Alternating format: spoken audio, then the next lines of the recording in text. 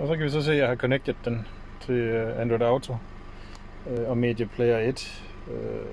Her. Jeg prøver bare lige noget radio her. Det kører sådan set fuldstændig fantastisk. Du prøver bare din spoler her. Hvis du lyder USB eller Android Auto eller Apple CarPlay, så trykker du bare bil tilbage og holder ned. Og bum, så er der over det gamle. Den bliver ved med at spille fra Ampere, indtil du vælger for eksempel radio. Og det er faktisk, synes jeg faktisk overraskende dejligt, at Ampere de vælger at lave det sådan, fordi så kan du trykke tilbage, og du kan blive med at høre den og bilens originale radio. Og det er et problem, synes jeg, på de Kina-enheder, man kan få. Jeg har investeret nogle stykker. Der kan du ikke afspille radio samtidig med, at du er på Android Auto. Det kan du altså her. Og du har jo fuldstændig de samme muligheder som mange originale systemer. Med de forskellige apps, alt efter hvad du har installeret på din.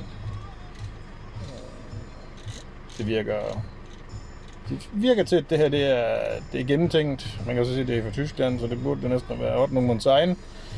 Det virker i hvert fald ok godt. Jeg tror, at vælge Google Maps her, så hvad den siger.